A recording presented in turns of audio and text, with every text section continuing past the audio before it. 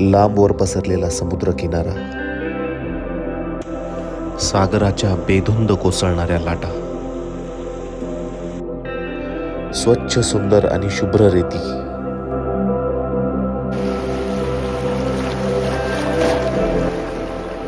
आणि ह्या दर्याचं एकूणच हे असलेलं सुंदर आणि रौद्र रूप.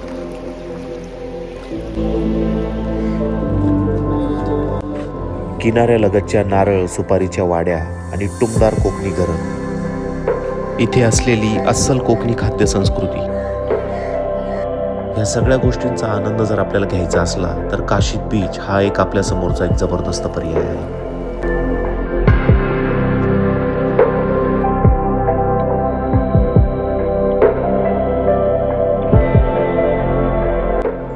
लहान मुलांसाठी तर एक पर्वणीच, पण एकूणच सगळ्याच वयोगटांसाठी हा एक जबरदस्त हॉलिडे डेस्टिनेशन आहे.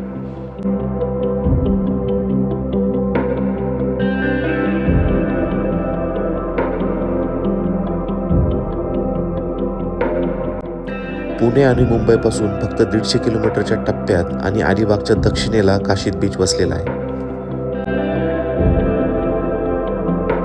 आणि इथल्या सनसेट बद्दल तर काय बोलायचं. या दर्यामध्ये डुबकी घेऊ पाहणारा सूर्यनारायण, त्याचं वर्णन शब्दात करणं खरंच कठीण. हा क्षण खरं तर तिथं जाऊनच अनुभवला पाहिजे.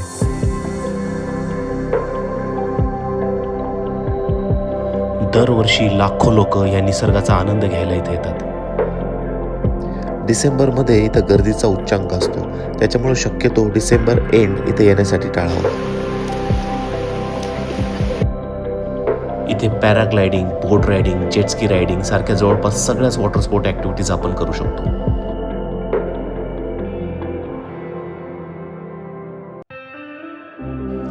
काशीद बीचवर एखादा स्टे करून आपण आसपासच्या बऱ्याच ठिकाणांना भेट देऊ शकतो.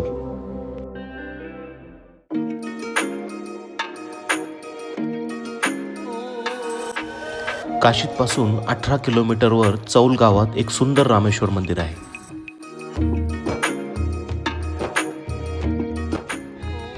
कोकणी बांधकाम शैलीनं नटलेलं हे एक सुंदर महादेवाचं मंदिर आहे.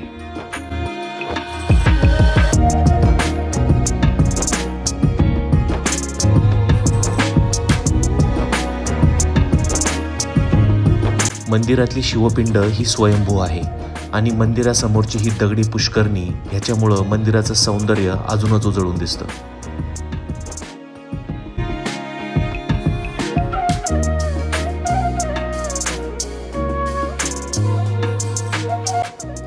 हे मंदिर शेकडो वर्ष जुनं असून पेशवे काळात सुद्धा या मंदिराच्या बऱ्याच नोंदी आढळतात.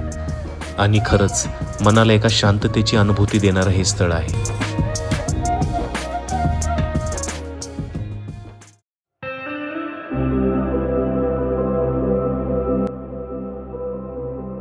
रामेश्वर मंदिरापासून फक्त 3 किलोमीटर अंतरावर समुद्र किनाऱ्याला अगदी खेटून रेवदंडा किल्ला आहे. इसवी सन 1524 मध्ये पोर्तुगीजांनी हा किल्ला कुंडलिका नदीच्या तोंडावर बांधून काढला होता.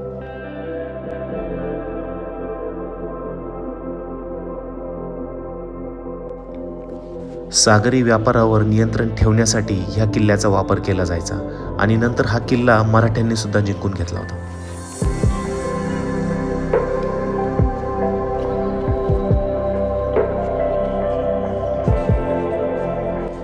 इथे एक 7 खानी बुरुज आहे, ज्याच्या 7ही मजल्यावर पूर्वी तोफा ठेवून समुद्रातून येणाऱ्या शत्रूच्या गलबातांवर मारा केला जायचा.